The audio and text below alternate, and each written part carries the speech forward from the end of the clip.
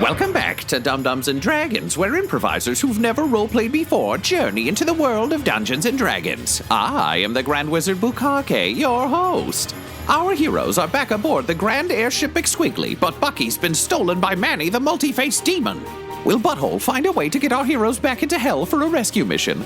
Will Quinny decide that revenge on Merle Streep should be their next priority? And what the hell is going on with Juniper's Great Collide? Find out next on Dum-Dums and Dragons.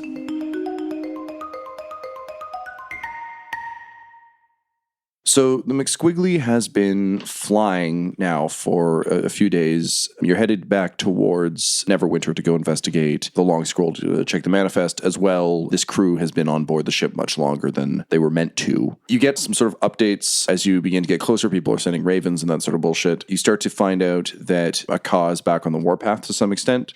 There have been renewed hostilities. Mostly they seem to be rolling over places further east of where you guys are located. So leaving the Sword Coast alone, the kind of front you were able to establish with the help of Polka and the Greywater Syndicate has held, but they're using that time, and given that you're kind of up against a coast, to spread their influence.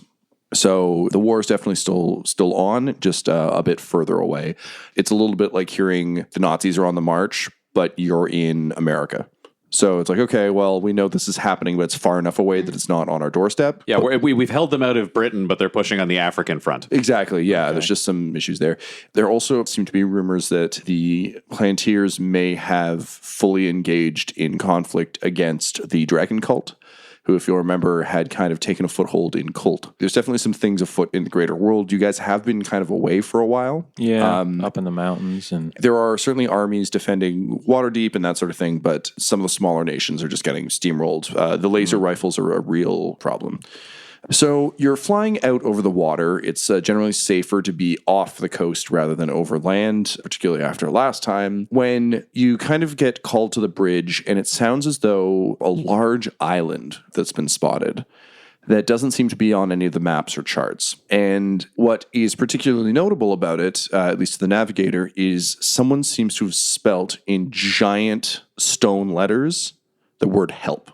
Tom, this is a random question, but who is captain of the ship right now? Because the captain died. Captain died and wasn't revived. The captain's name is Ikara Darksbane. She is a rare drow member of the guild. She was actually injured previous to the attack on the ship, and as a result didn't take part in any of the hostilities. She had a broken leg. Her leg was up in a massive splint, and she had a knife out, but no one came in. So she was pretty pissed about that. And basically, after the captain died and the chain of command was disrupted, she was just like, I'm the captain now. She's on crutches, but she's got like a sword dangling from each crutch so that they're nice and easy at hand. She seems to have lined the backs of the crutches with blades. And she's got a truly spectacular captain's hat. Big feather? Oh, the biggest. And so she was ready for the promotion. She 100%. She had her own hat in her quarters. Waiting it was like one for day. something like this. So when you come aboard, Ikara says, "Oh yes, the freeloaders, welcome." And here's the thing: she has a tremendous lack of manners, but weirdly, there's no disrespect in it. She just picks incredibly blunt words. So it's not like she's like looking down her nose at you. It's just these are the terms that occur to her for people on the ship who don't live here. So we walk onto the bridge, and I'm like, yes, because you fixed all of this ship. All right, so what's going on with this island of the help? Well, we've just seen it. It's we don't know much about it, but someone seems to have gone to a lot of trouble to arrange all those rocks. We're pretty high up right now. It's a big fucking cry for help. Navigators are reporting there's a lot of broken ships on one of the coasts. There seems to be a fairly large settlement on the northeast part of the island, but that's about all I can tell you. I know this is kind of what we do and help people out, but I feel like the more time we waste, the harder it's going to be to track down Meryl Streep, and I need to kill her and send her to hell and follow her into hell to kill Manny. Yeah, admittedly, from all the stuff you've said, I do want to ride her soul like a sled. But maybe we can touch down and there'll be 5 people. Do you know what? I feel like we've got a really easy answer here, which is none of us actually get to make this choice. Captain Darksbane, what's the plan? Honestly, we're at loose ends right now until we can hook back up. I'm honestly looking forward to getting a lot of these folks off the ship. They've been on board too long, and honestly, it's only my ship for a little while until we can get it back to Bryn. But I used to, you can probably tell from my hat, have some experience at sea, and you see some weird shit in the ocean, but the one thing you generally don't disregard is a cry for help. I mean, look, I'm going to love with you. We were pirates. It was pretty great. Like, we weren't as great as the Sea Witch, who's a legend you probably haven't heard of, but she's Captain awesome. Roberts, we're familiar. Yeah, we crewed with her for a while. Well, that makes me really jealous, really sad, but also very impressed. My estimation of all of you has gone up quite considerably in the last few moments. Feel the same way. All right, so I just kind of remain quiet. Never knew Captain Roberts. especially Juniper. She's been with us my whole life. Forget it. Juniper, as they're kind of bantering about this, you make your way to the viewports, which, as you recall, were once enchanted. And they're arguing about maritime salvage law and that sort of thing.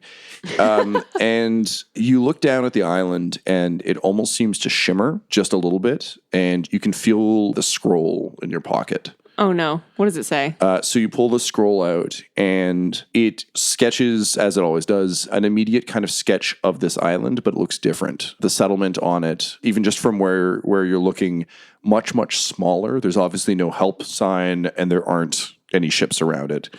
And then as you're looking at it, you get that weird double vision, but it seems to almost be written. And you see a version with a much larger settlement that seems to be tall buildings, much more geometric shapes, whereas the other one was rough sketched. This one is very methodical, and similarly, no shipwrecks.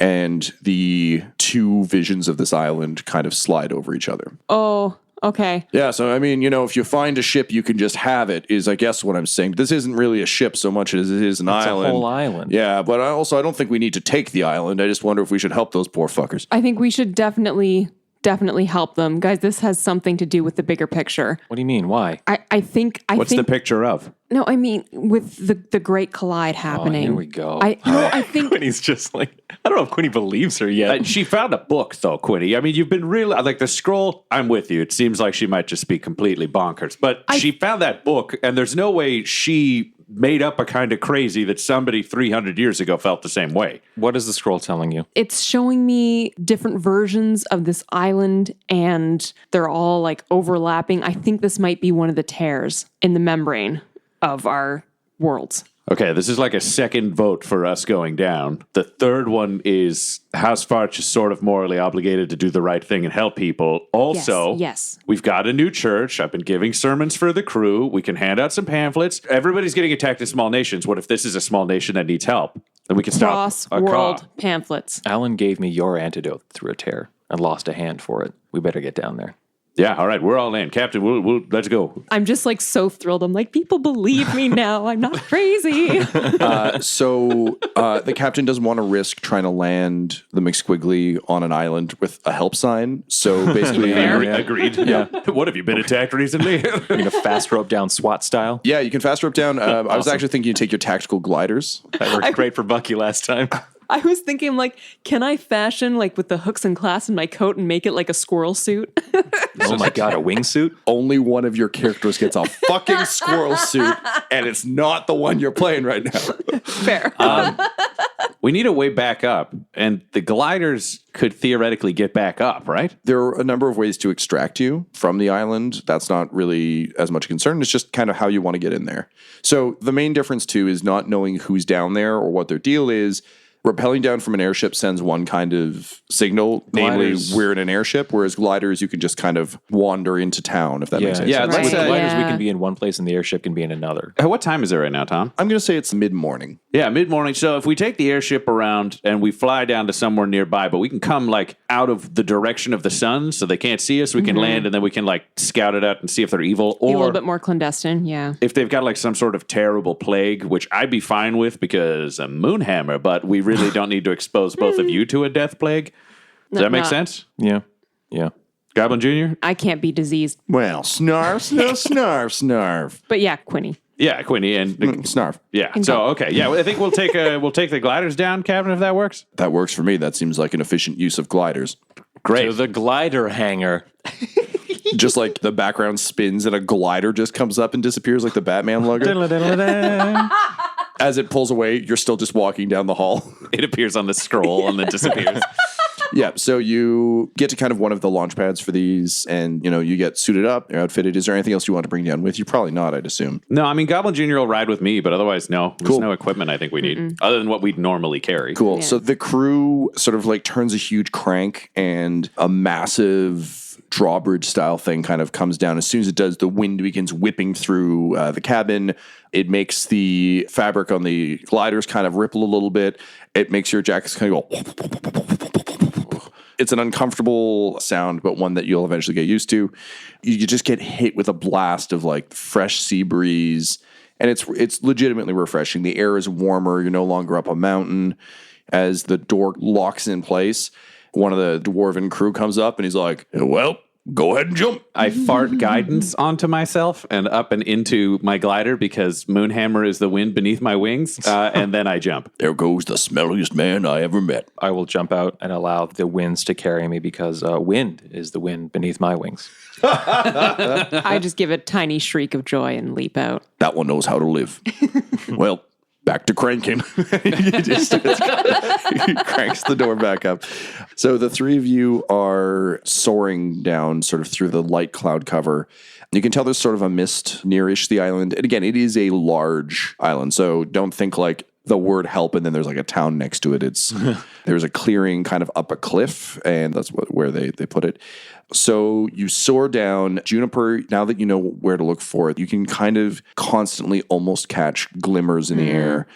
All three of you cut down through the air and come in for a landing. Tell me how you each land. I like to imagine, because I'm using my Moonhammer powers, that I kind of like swoop in and then I'm farting so much that it creates a headwind from below. So I can almost land standing and then just like set the glider down. You know, when you've got a paper airplane and you throw it too hard, it flies like straight up in the air and loops around and doesn't really go anywhere. It just like sinks back down right where you were. Yep.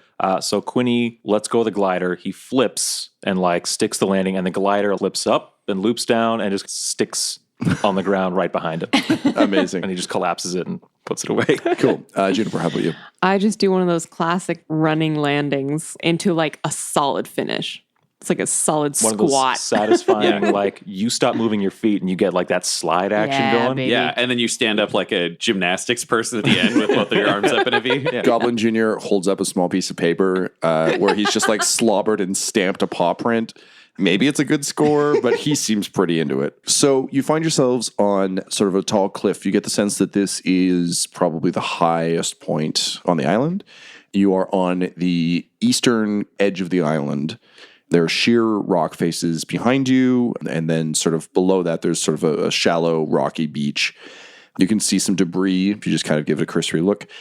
The rocks have definitely been placed by hand, obviously. The letters are huge, definitely meant to be seen from the sky, which is a bit strange. What language is the word help written in? It's going to be written in Common. Okay. To the west of you, there is a forest, but think kind of a more of a tropical... Full-on jungle? Not quite. More so the Caribbean, like beach jungle, where there's trees, but there's space between them. Like it's not a fully rich... Like pirate movie jungle? Where it's not so jungly, it's just sort of... Yes, I'm literally just thinking of a beach I was on in Costa Rica. I'm like, that one, which is fucking useless to everyone but me. No, we're on a cool Costa Rican beach where it's exactly like you told us. I believe it. But yeah, so not super thick. The tree line isn't super tall. Like these aren't big trees. These are thinner, curved trees. Okay. And you can hear a light buzz of local wildlife. So just, insects. Walking, etc.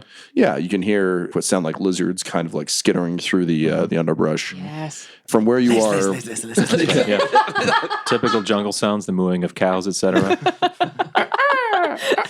That's what it's like in Costa Rica, Tyler. Yeah. Honestly, there are a lot of cows. So the settlement that you were able to see, and again, it was kind of difficult to get a proper eye on it from McSquiggly, is to the west, probably about a day's travel, a little less. Well, geez, we better move towards that settlement. We should have gotten closer. It's better that we walk in. Oh, yeah, we do need to stay out of sight. No, this is smart. This is smart. Yeah. A nice tall cliff to jump off of and glide from is handy as well. We might as well keep the gliders here. Oh, that's true. That'll give us a speedy exit. Yeah. Okay, gliders will stay. We'll hide them, obviously. Yes. I look at my glider and I pick up some dirt and rest it over the top. It's Attaboy, spectacular. Nailed it. All right, so Quinny, do you want to be like the front scout because you're the sneakiest? Yep, I'm on it. And we'll kind of follow. Juniper will be next. I'll go last. I'm terrible at this, so someone can like wave me forwards and I'll run in like a freight cart. I came in like a freight car. On sand? It's not a great That's Rocky. metaphor. I'm coming. Let's walk. And I'm already like So, Quinny, can you go ahead and roll me a stealth check, please? 16. You've spent enough time in enough climates now that you've gotten very good at stealthing in various things. This jungle is a bit harder to stealth through only because there is so much space between trees and foliage that it's not so much a problem for you because you're getting down and low. And Juniper kind of blends in a bit because of her kind of more natural armor and outfit. But I herald the coming of the large farting man. Yeah, I mean, it's easy to see a large silver man. Yeah. Although I suppose you probably pulled your cloak over. Yeah, I'd be a little bit covered. But honestly, it's still going to glint in the light. It's very sparkly. My vestments are like billowing in the wind majestically. Clank, clank, clank, clank, clank. Yeah, Goblin Jr. is doing that thing that sometimes pets do where he just like won't move if you're staring at him. And then the minute you don't, he's like, Yeah. Like we arguably botched this in that I probably should have gone first and you could have rescued me. But now who knows? The day passes without much difficulty. Near the end of the day, you've been traveling for some time, but making fairly good progress. You can see, you hear it before you see it, but you hear the sound of metal hitting wood. It sounds like someone chopping a tree. And kind of just like a little ways ahead, still at distance, but you can see a large form taking very methodical thwacks at a tree with an axe. They seem to be wearing a big mottled brown-ish cloak. There seems to be sort of like almost organics on it. You can see kind of green moss and dirt, and there seem to be some leaves. And this figure is taking very, very precise swings in a very, very routine rhythm. Like too precise? Hard to tell from this distance, but maybe. At this point, we've been around each other long enough that we have some hand signals going. So I'll do kind of like the fist up for like everybody stop, and I'll point to myself and kind of like the circle around to say like, I'm going to move around this person to get the angle on him. And then I point to Butthole and Juniper both. And I just do like the yap, yap, yap sign with my with my hand and say like, you guys go talk to him. Do the hello new friend routine. I'll lie in hiding. And I circle around. I was so far back that I didn't actually see his hand gestures. So I just walk up and then I see the guy and I'm like, hello, new friend. When he's like, perfect. And the figure in just one fluid motion drops the axe to one side and comes up with a long metal rifle. And oddly, to your eye, Butthole, seems to be a very dirty metal. And there's like clumps of moss and dirt kind of smeared across some sort of metallic frame. And its face seems to be made of a glass of some sort. And to your surprise, there's a bright red image of a question mark. And the thing says, "What are you doing here?" Smash cut to 2099, everybody. Oh my God!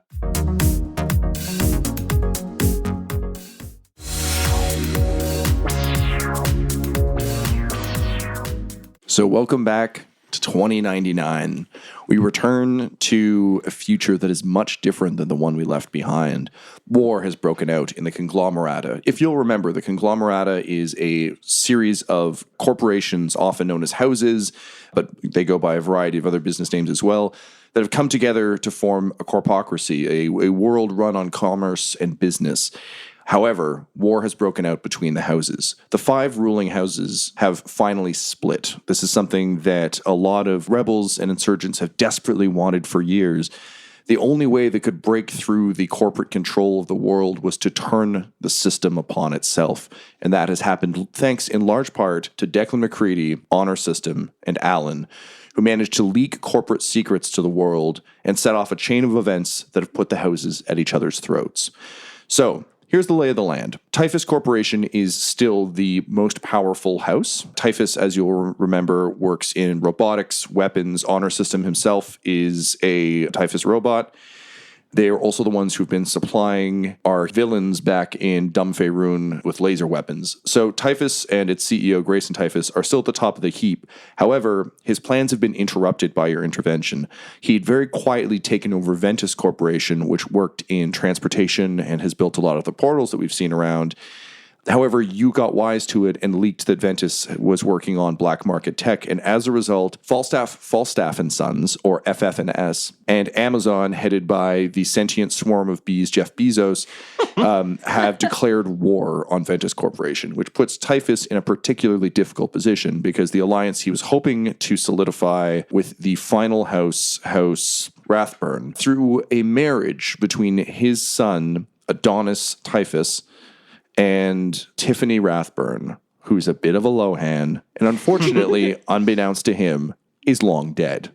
Alan has been impersonating Tiffany Rathburn, local socialite, and trying to keep up appearances so as not to tip the group's hand. Meanwhile, the blockchain, which is, if you'll remember, an anonymous-style group that works to undermine the inner workings of the conglomerata, has begun to rise in prominence. The actions of our heroes and the spirit of rebellion they've sparked has caused them to start operating much more formally and much more out in the open. The prodigals, who you'd originally hoped to link up with, have actually disappeared into the shadows a bit. It would seem that their attempt to claim Alan and the sort of caginess with which Declan and Honor System have been treating them has meant that contact has broken off between them, and they are still out there, but are certainly quieter than you recall. The other major thing that's changed is House Ventus has lost its seat in the conglomerata. Of course, what we know that the people of this world don't is that Ventus is already owned by Typhus and was meant to be a puppet government. However, with it gone, a war has broken out between various cities and various houses that are looking to claim the seat. In fact, the blockchain itself is now operating under the name Blockchain United and is vying for a seat on this council. Some of the more extreme elements have decided that perhaps the only way to truly take down the system is to become part of it. There's also a mercenary house led by Commandant Potatoes, known as Outer Heaven, that is looking to get a foothold in the system to formalize the humanoid creatures who do fighting rather than just the machines, which is very contrary to what House Typhus likes to believe. We also have House Lake, organized out of Waterdeep. Generally speaking, a well-regarded house. They deal a lot in diplomacy and work with some of the other sort of nation states that dot the world. They're the ones who are making kind of the most legitimate run, but think of them a little bit like the Mafia, in that they appear very clean-cut and very polite, but there's an underside to that. They still have agents in the streets fighting. They're just putting on a better show of it than others. We have House Roberts, a group of ne'er-do-wells, pirates, and other such folk operating out of the city of the Gate, who are up-and-comers, much scrappier than a lot of these other houses. Both Outer Heaven and Laka have a bit of an air of legitimacy, but House Roberts is really an upstart house. It's even scrappier, I'd say, than House Antebellum. It doesn't really have any corporate holdings. It steals stuff. It resells them. And we've got two more houses that are worth noting. House Duerden, which is a group of drow who are some of the last remaining drow, most of the drow cities having been cleaned out to create sort of the tube system underground, who are also based in the Gate. Little is known about them other than they have extraordinary wealth and extraordinary prowess in combat. And finally, there is Clan Ferden, who is based in Nairfrost. Similarly, one of the lower tier houses, they work in packaging, so they're not exactly a flashy or classy house, but they are essential to the conglomerata and its needs. They have very close ties to Amazon. So this little miniature conflict has been known as the Battle of the Six Houses and has essentially set three of the major cities in this district against each other, those cities being Nairfrost, Waterdeep, and the Gate. But the war that everyone is most concerned about is that of the major houses. Currently, House Rathburn has allied with FF&S and Amazon against Ventus. Typhus Corporation, meanwhile, is attempting to restore order and negotiate a ceasefire. The important thing for the three of you is that Typhus's plans are currently unclear. Even though you've managed to keep up the Tiffany ruse, he has had to make some rapid changes to his plans based on the war against Ventus. If you'll remember, his hope was to control the government by gaining control of Rathburn and Ventus, merging all three into one and then having the commanding vote over the society. But now that Ventus is an outcast house, he's having some difficulty. So, the conditions in the streets of Nairfrost are a little crispy right now. There's open fighting in the streets. The gangs themselves, and I'm going to kind of use gangs and lesser houses interchangeably here because I kind of want you to think of them as both. Okay. There's gang operations occurring in these three major city centers fairly regularly. It's concerning. It's definitely dangerous, but it's also just kind of fucking fun to watch.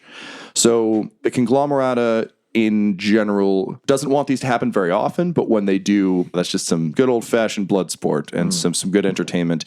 It's the classic joy of watching someone cry on the Kardashians. It's like, rich people, you're having a bad day. That's good for me. A little bit of bread and circus. 100%. Except that weirdly, it's fun for the people above as well because they're like, oh, look at the little tykes all fighting in the mud, trying to get near the seats. It's fun for everyone except for Grace and Typhus. That said, he does have one last ace in the hole, which is MechFest. MechFest is the yearly Typhus Corporation event that people have on their calendars, marked, dates booked off. And it is essentially a massive convention where Typhus Corporation shows off the latest technology it's built. And they invite competitors to also show their product, largely to continually prove that they have the absolute best technology in the world. So there is tech coming in from around the globe to this event. Grayson Typhus himself will be there, and it's kind of his chance to show off the next line of combat droids, the next line of mech suits, and the next line of laser weapons, particularly with the war. This is the kind of event, given that it's purely based on consumerism, that really fucking fires up the crowds. So he is excited to do that. But his real ace in the hole is he hopes to announce at MechFest the betrothal of Tiffany Rathburn to his son Adonis, which, Alan, puts you in a bit of an odd position, having been quietly impersonating Tiffany up to this point. So what we're going to do, my friends, is we're going to take a second where I'm going to check in with each of you and see what you think your characters would have been doing over the spell of time, and then we'll adjust the world appropriately. The same amount of time has passed in 2099 as has passed in Dumb Faerun. So it's been a while. The major pieces we ended on last time we were in the future, you had genetic masking that you'd found that will allow you to bypass a lot of the more difficult genetic sequencers and locks and that sort of thing that you stole. You'd leaked the information about Ventus Corporation to the world. Their tower was destroyed by a guided strike. You've stolen a bunch of outfits. You've got Tiffany's genetic codes. People think she's still alive. However, you know that Grace and Typhus also seem to express the expectation that Tiffany would somehow dispose of her mother in order to clear the way for her to be the heir of the corporation and thus marry in. And you've also received information about something called the Stack that is theoretically a place where people are disappeared to. The rumor is that it's magic users, and Alan, you'd expressed some interest in wanting to help that cause. Totally. And I believe that's about it.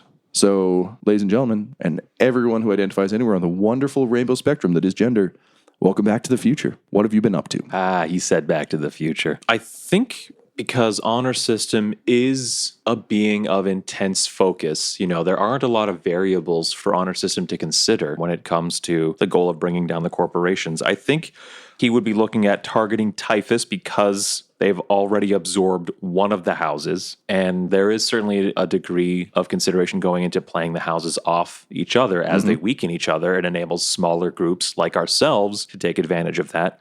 I think Honor System would be thinking about the next steps to bringing down House Typhus, probably making contact with Tiffany's mother. And this is kind of like the enemy of my enemy is my friend, bring her house in on our ploy to a degree. And also probably wanting to get to the sea or kind of discover more about Typhus's greatest shame, because it sounds like a weak point that could be targeted. And the clue that we have is that it's found beneath the waves, while trying to accomplish these goals, keeping up appearances with Alan as Tiffany. So that might mean, depending on how much we get done, attending MechFest, taking on a whole other house before we can make a move on that.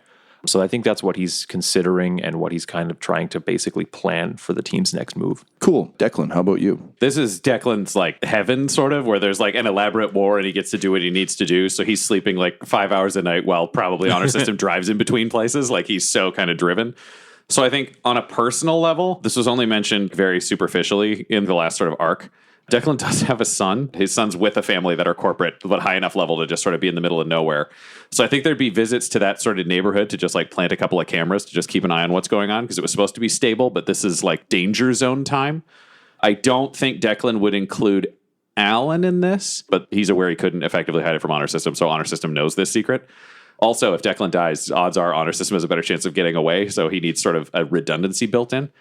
On like a war front, and other business front, we would have been propagandizing lightly and neutrally about the idea of the new future, our gang that we have started to be sort of the answer to the prodigals and outside of the blockchain. He hates the idea of anyone wanting a new seat. You know, fuck all 6 groups that want to take this seat. That's bullshit. Fuck Ventus. Yeah, and if we were looking at like the 6 little houses, I mean, the only one that I really want to be sure doesn't win is Clan Fairden, because if they're linked with one of the big houses, like we don't need to trade Typhus for another equally big fucking problem. Yeah, and another piece just to add to that puzzle is because all of the houses are kind of jockeying for position all the time, when one of these houses rises, other houses will rise to fill their gap, and so on and so forth. So, for example, your son's adopted parents are currently a nowhere, nothing thing, but that company could suddenly become vitally important. Yeah, hence functional paranoia. On a team level, I think we have a couple of clear goals that Declan would be really interested in. One of them is keeping the house war going. We also have our genetic manipulators, so we would have spread out the ways we were killing people, so it doesn't look like there's, you know, a sniper team going around just killing everyone. And we could actually leave genetic material that would pin our crimes on other houses. Just like when there's variability, we steal a little DNA here, drop it at this crime scene over here, let things get a little bit more heated. The stack is a big focus, obviously, because if we can break Typhus's power, then the whole system kind of falls apart. I also think we've had to bounce Tiffany around enough that Alan is no longer having to struggle to act like Tiffany. Like, we need to establish, okay, maybe she's sober now. If we got the spell, I'd also love it if we could go in and play the idea that, like, she went in for plastic surgery. We make her hair look the same, but now it's more Alan, because we don't want to go to MechFest and have to have her make herself look like something with an hour time limit for 3 days straight. Mm-hmm. Sure, and we have established Tiffany gets plastic surgery on the reg, so yeah, I felt like that's a way to build it in. And then I think the big thing is staying separate. We have this genetic thing that nobody else has. We have a lot of angles, but the moment we get beholden to somebody, like Declan never wants to take fucking orders again.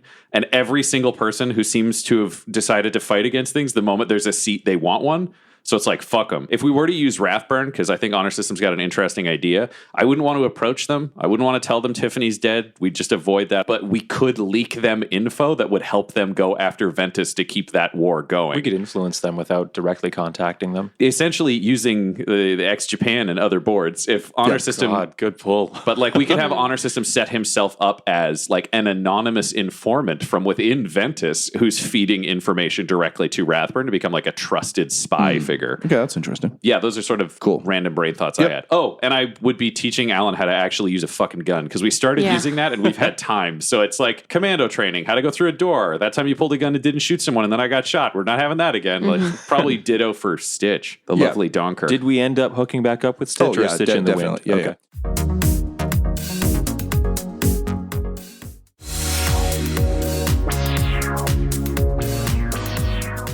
That brings us, of course, to Alan. Of the 3 of you, this has perhaps been a more fraught time, I guess, for you, largely because A, this is the first downtime you've had since coming here, and B, there's a lot going on. You don't know if your message went through. You don't know what's happening with Butthole and Quinny, and also you lost your hand. Fucking sucks. First things first, tell me about your new hand. What does it look like? I'm definitely wearing a glove most of the time, but it is like a mechanical hand. Like it is basically Luke Skywalker's hand, pretty much. Last Jedi, I don't have synth flesh on it anymore, robot hand, or a fleshy robot hand. Yeah, we've got Wrathburn money, so you get a choice there. We do have Wrathburn money. Well, I should definitely go fleshy hand then. I was going to say, is it a clone? Because we can take my genetic material. What the fuck? All right, so you've got a clone robotic hand. And it's dexterous enough for me to do all my somatic forms. So, Laura, what do you think Alan's been up to in this time? Well, I think there was like a realization that we talked about at the end of the last time we were in 2099, which is, oh shit, I'm going to be here for a while. Like we're not going to accomplish our goals in like a week. So I have to get used to being here and learn what this world is all about and basically how to function. I want to be able to like go out into the world like by myself without these 2 guys around and like not be found out immediately. So it's just a lot of learning the day-to-day stuff. So you do like the Austin Powers montage where you just like learn about history and culture and Absolutely. Great. But we also have to do the Rathburn version, so we're showing her like exactly how to be mean to poor people and like how to slap a servant the right way. I feel like you might be getting some pushback from us too on that. I bet Ellen has to like sneak out at night to like check out a night market or something, because I don't think we want our mage out there interacting with people, talking to people, being seen. Like, I think there's probably a little bit of overprotectiveness. Oh, not even overprotective. It's just a correct amount of protectiveness for how deadly our enemies are. From her perspective, right, of just like a little bit of a overprotective kind of a vibe coming off of us. So yeah, no wonder you want to be able to like do this kind of thing on your own. You were literally born 3 weeks ago. And Alan, I think I am Lilu. Yeah. Multipass. I also think, Alan, given your history, there's something really interesting in this, that you're kind of weirdly back at the temple again, to some extent. You're surrounded by people who know more than you. And in this case, not academically more than you, just they know how to present a multipass. You do not know how to present a multipass. Just frustrating. Yeah, but also to have overbearing parent figures, you're reminded of your mother, who you still don't know the location of, who you haven't been able to contact since that day so long ago now, both in like us the players time and in Alan's history of leaving the temple, which literally feels like 55 years ago. How do you think she's feeling about this current arrangement? It's certainly not easy, and I'm totally out of my element, but there's definitely kind of a resilient part of me that is kind of like focused on like, there is a mission. This is going to end at some point. So let's say resolved yet frustrated. Cool. I That think. makes sense. I think also you would have a hell of an intellectual puzzle. Neither of us are good at research. Like, it's not our skill of like solving mysteries or finding the stack or going through all the mass amounts of data. Like, we can do it, but we're both surface models on that. He's a combat droid and I'm a sniper. I'm meant to be in the street figuring out which guy we can shoot and run away. Yeah, independent thought is still fairly new to me. Yeah. As far as like what I am researching, I know that the stack isn't a primary goal for Declan and Honor System, but we know that the weapons are powered through that. So I think it is important to at least disconnect the source of the power from the weapons in order to make the change back home that we want to see happen. So I've definitely been doing research on that. And I think because we need to get kind of inserted into Typhus's world a bit more, there is an opportunity with Tiffany to do that. So I think in like traditional, like, welcome to the family, I'd be like, I will work as an organizer for MechFest or something like that. And I can do it like through like a lot of conference calls and phone. So Tiffany, like, she wouldn't have to be there for everything. Totally. So I wouldn't have to like overexert myself on being her all the time. I think that also makes sense, because the way I'm thinking of how Typhus is thinking of Adonis and Tiffany is very much in like an Ivanka, Jared Kushner way, where it's like, oh, fuck, it would really be helpful if this guy who's going to marry into the family is just around so I can give him a job later. Yeah. And similarly, yeah, I think that makes sense. I think Typhus is impressed by that. It's one of those difficult lines that I think you're going to have to walk, where he's impressed by the Tiffany he's now encountering, who has a lot more drive and seems to be a lot more on the ball, because he was literally looking at sort of a classic marriage of convenience. Like, oh, if I can just marry my handsome supermodel son to this idiot and she kills her mom, then like, whoop, whoop. Right. So that's cool. So yeah, and also with the announcement of your engagement at MechFest, this is all the more reason. So yeah, I think you're one of the organizers. What do you think you volunteered to organize specifically? I want to be able to take any opportunity to learn about the stack and to learn about the portal systems and everything. So I'm wondering if even logistics might be something that could be helpful in terms of getting the equipment to the right places from where they're manufactured, just so there's a chance to see the paper trail of where things are going. So you're able to be like an event coordinator, so you see all the pieces moving back and forth? I just like the idea of like Alan's Faerun tendencies coming to the fore, being like, well, we need to find a company to dig all the latrines, and the vendors being like, what? And you'd be like, I mean, whatever you guys poop in now. I don't poop. I'm very thankful. Yeah, no, it's, I poop directly into my iPad. Speaking of iPals, it helps that you've got our old pal Bourbon Sherbet there to kind of help you with that.